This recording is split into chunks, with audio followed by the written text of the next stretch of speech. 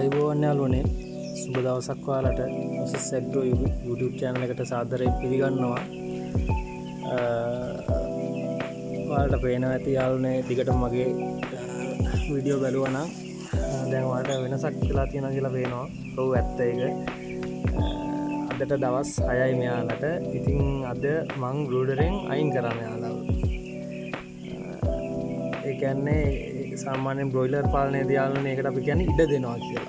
සත්තුන්ට ඉඩ දෙනවා කියලා කියනවා. කියන්නේ ඒ කියන්නේ බ්‍රූඩරෙන් අයින් කරලා කෙමෙන් එයාට අවශ්‍ය ඉඩ ප්‍රමාණය එකපාර අපි දෙන්නේ නැහැ.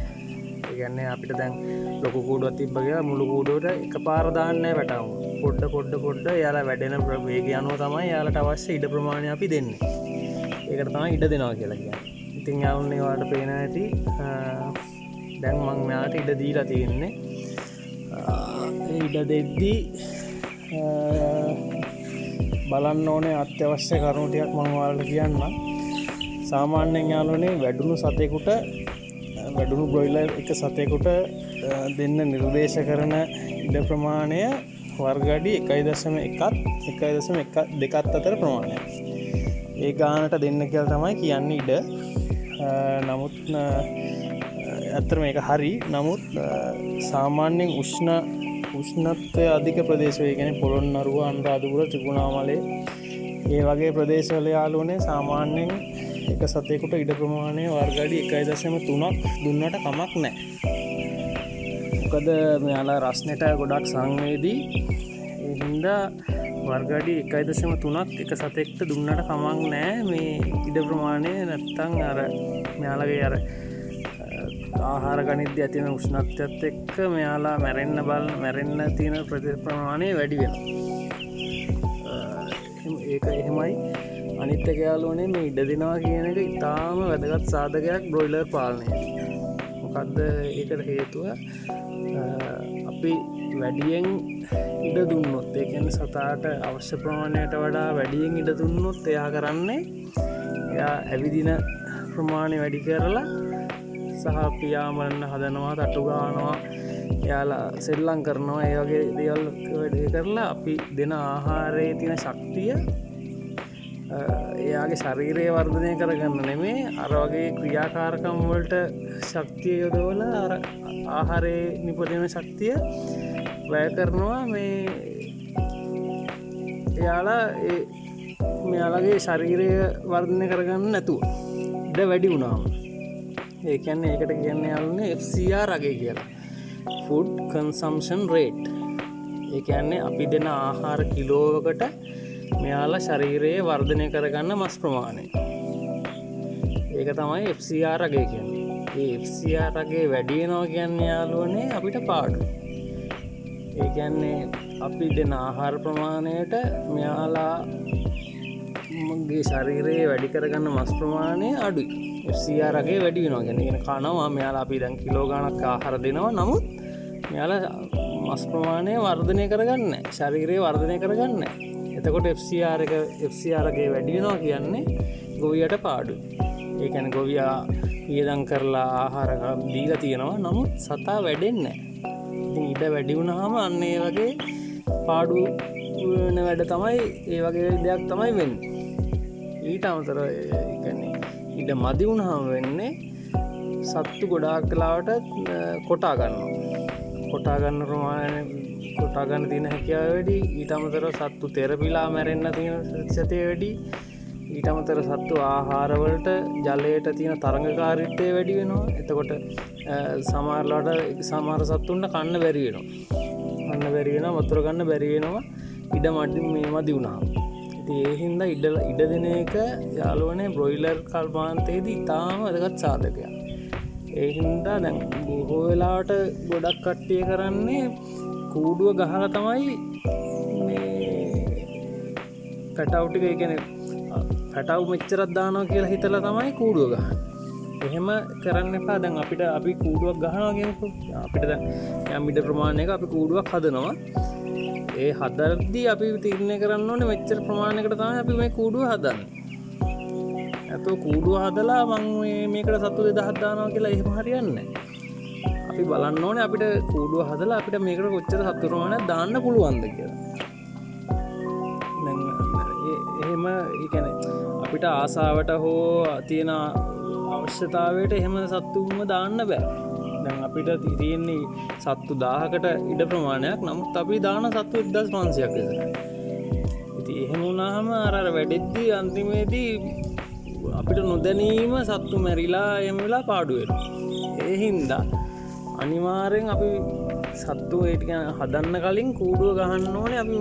අපිට ගන්න පුළුවන් උපරිම ඉඩ ප්‍රමාණයෙන් කූඩුව අරගෙන කූඩුව තියෙන ඉඩ ප්‍රමාණය අනුව තමයි අපි තීරණය කරන්න ඕනේ මේකට මෙච්චර සත්තු ප්‍රමාණයක් දාන්න පුළුවන්. ඒ ගාන දානවා. එහෙම තමයි අපි ඉඩගෙන මේ කරද්දී මේ දෙන්න ඕනේ. දැන් ඒක ඉඩ දෙන්නේ ඒක තමයි වෙන්න ඕනේ. අනිත් කාරණේ තමයි යාළුවනේ බ්‍රූඩර් එකෙන් දැන් ඔයාලට පේනදී මම අයින් කරලා තියෙන සත්තුන්ව. ඉතින් මෙතන තමයි බ්‍රූඩර් එක තිබ්බේ. ඔයාලට මතක ඇති. මේ කැලේ තමයි බ්‍රූඩර් එක තිබ්බේ. දැන් කර්ටන් 100%ක්ම අපි අකුල්ලා තියෙනවා. කර්ටන් එක 100%ක් අකුල්ලා තියෙනවා. අනිත් එක යන්නේ මම මේක ඔයාලට පෙන්වන්න ඕන හින්දා තියාගත්තේ. මේ ගොඩක් කට්ටිය කරන්නේ සත්තුන්ගේ බ්‍රූඩර් එකෙන් අයින් කරද්දී ඒ බ්‍රූඩර් එකෙන් ඉඳන් එතන ඉඳන් මෙහෙට තමයි ඉඩ දීගෙන එන්නේ. එහෙම කරන්න එපා කියලා තමයි මම මේ ඔයාලට කියන්නේ යාළුවනේ. එතනින් දැන් සත්තුගේ බ්‍රූඩර් එකෙන් අයින් කරලා ඉඩ දෙද්දි තනිකරම බ්‍රූඩර් එකෙන් අයින් කරා. 100% බ්‍රූඩර් එකෙන් අයින් කරා. ඔයාලට පේන ඇති දැන් බ්‍රූඩර් එකෙන් අයින් කරලා එතන ඉඳන් තමයි මම මෙයාලව රෙට්ට දාලා දෙන්නේ. ඉඩ දීලා දෙන්නේ. බ්‍රූඩර් එකෙන් 100%ක්ම අයින් කරන්නේ. ලිටර් එක අතුරුන ලිටර් එකෙන් අතුරුන ඔයාලට දැන් තේරෙන්නේ මේක අයින් කරන්න ඕනේ. මේක තෙත් වෙලා ජරාවාස වෙලා තියෙන්නේ මේ ඔයාලට පේන ඇති මේක අයින් කරන්න ඕනේ. මේක තියන්න බෑ. මේක 100%ක්ම යාළුවනේ අයින් කරන්න. අයින් කරලා ඔයාලට පුළුවන් නම් දවසක් දෙකක් වගේ වේලෙන්න තියන්න. හොඳට වේලෙන්නලා කර වෙලා වගේ ගියාට පස්සේ අලුහුණු ටිකක් බිමට ගහලා අලුතෙන් 10 දාලා තමයි ආයේ මේ පැත්තට අපි ඉඩ දෙනවා නම් දෙන්නේ. ඔයාලා තීරණය කරනවා අර හෙට එතනින් එහාට ඉඩ දෙනවද මෙතනින් ආයේ මේ ටිකට ඉඩ දෙනවද? එහෙම ඒක ඔයාලා කැමති පැත්ත තීරණය කරන එක ඔයාලට පුළුවන්. අර මේජර් වර්ක් ටික ඒ කියන්නේ ඒ ප්‍රධාන වැඩ ටික ඒ ටික කරන්න ඕනේ. මේ ලිටර් එක අනිවාර්යෙන් අයින් කරන්න තියාගන්න එපා. තිබ්බහම ඒ කියන්නේ සත්තුන් මේ ඒ කියන්නේ සත්තුන්ට විෂ බීජ යන්න පුළුවන් හැකියාව තියෙනවා. අනික මේ 10 අනිවාර්යෙන් මාරු කරන්න. මේ ලිටර් එක අනිවාර්යෙන් මාරු වෙන්න ඕනේ. ඉතින් ඒක වෙන්න ඕනේ. අනික මේ කර්ටන් යාළුවනේ මේ ඔක්කොම උස්සන්න හොඳට. බ්‍රූඩර් එක අයින් කරා කියන්නේ මේ කර්ටන් එක අනිවාර්යෙන් උස්සන්න ඕනේ. ඊට අමතරව මේ ගෑස් මේක පිරිසිදු කරලා ඒක අයින් කරලා පැත්තකින් තියන්න ඕනේ. මේ වයර් ලයිට් ඒවා ඔක්කොම පිළිවෙලකට අයින් කරන්න. අපි ඊළඟ බැජ් එකේදී අපිට ආයෙ ප්‍රයෝජන ගන්න ඕනේ. මොකද බැජ් එකෙන් බැජ් එකට මේව කරන අලුතින් ගන්න බෑ. එහෙම වුණාම අපිට පාඩුයි. ඒ හින්දා ඒ ටික අනිවාර්යෙන් මේ ආස් කරලා පිළිවෙලකට අයින් කරගන්න.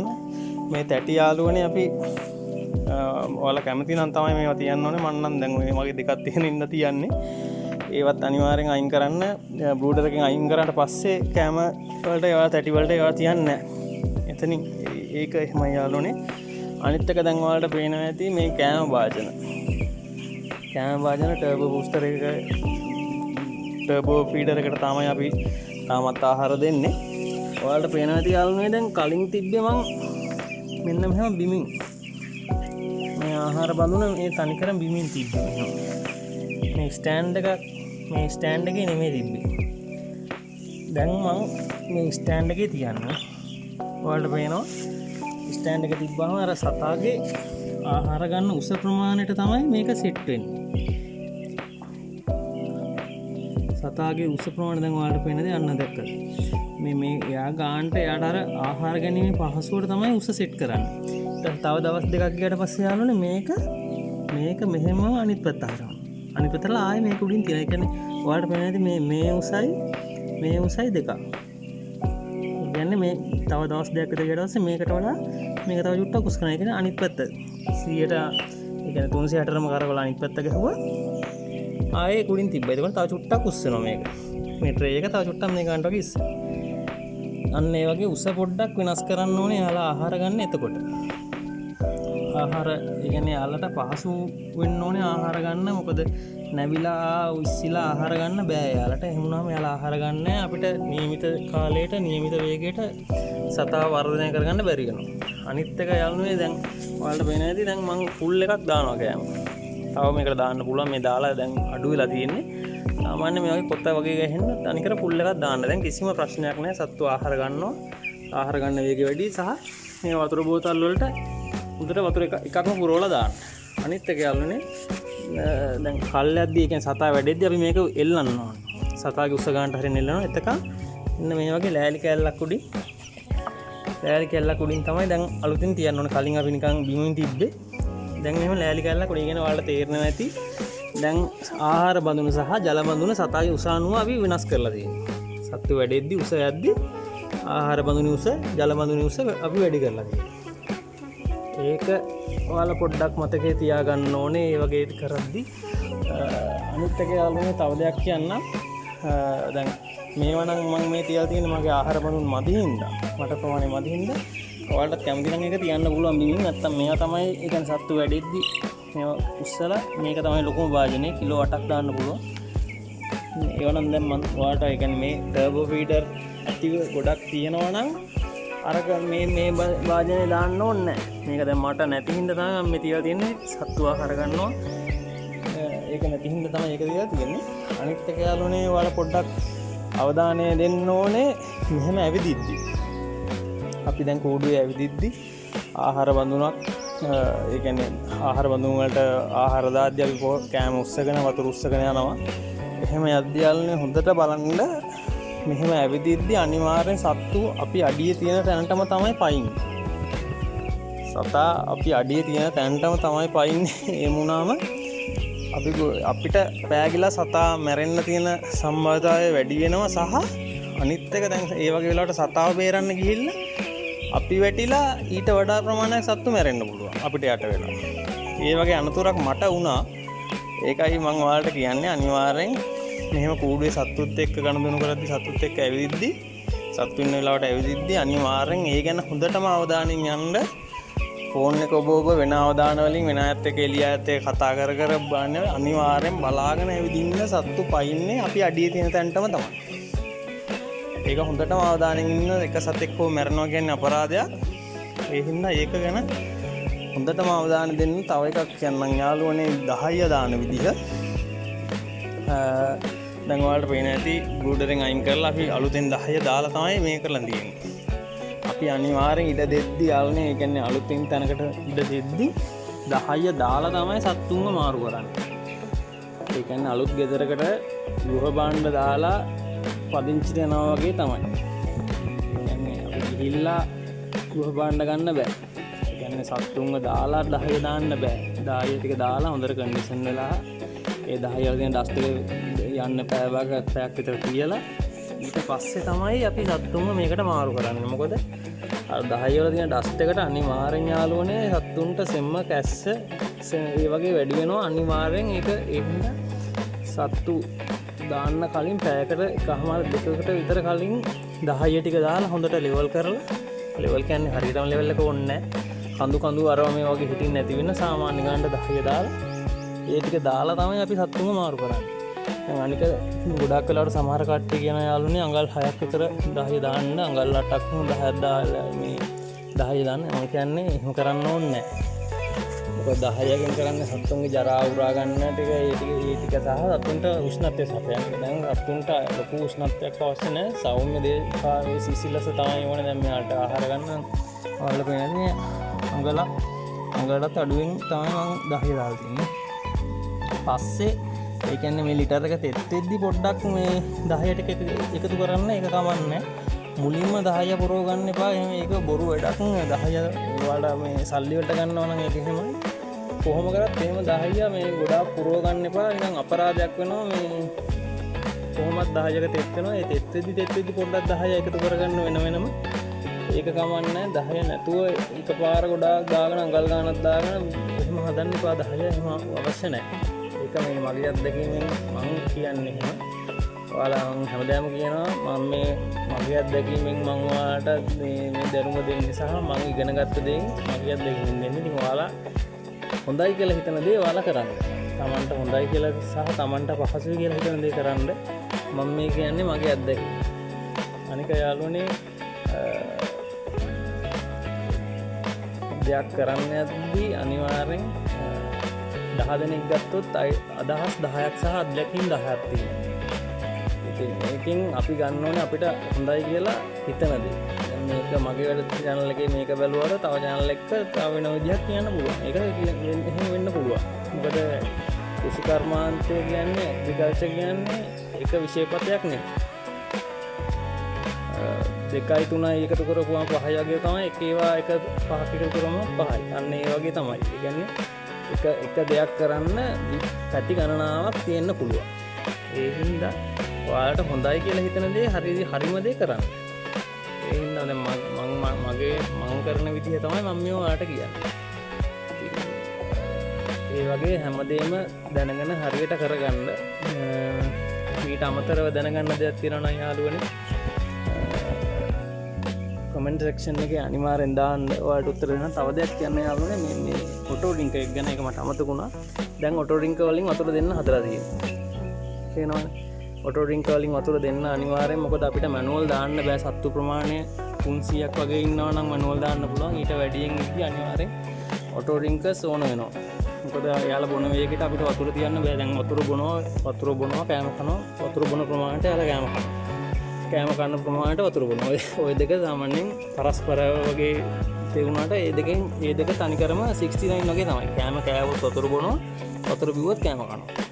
ඒ හින්දා පුළුවන් තරම් වතුර හිඟ කරන්න බෑ අපිට. මෙයාලා බොන තරමට අපිට වතුර දෙන්න ඕනේ. ඒ හින්දා අනිවාර්යෙන් ඔටෝ ඩ්‍රින්කර්ස් ඕන වෙනවා. සත්තු 300කට වැඩි නම්. ඉතින් දැන් මම ඔටෝ ඩ්‍රින්කර්ස් සයිකල් තියෙන වලට පේනවා.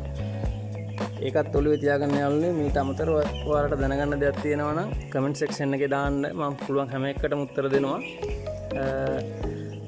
අපේ channel එක Osis Agro YouTube channel එක subscribe කරලා ඔයාලට පුළුවන් නම් සහයෝගයක් දෙන්න. ඉදිරියට ඔයාලට අවශ්‍ය හැම දෙයක්ම බ්‍රොයිලර් පාලනය ගැන අවශ්‍ය හැම දෙයක්ම මම කියලා දෙනවා. ඉතින් එහෙනම් සුබ දවසක්. ගොඩක් ස්තුතියි.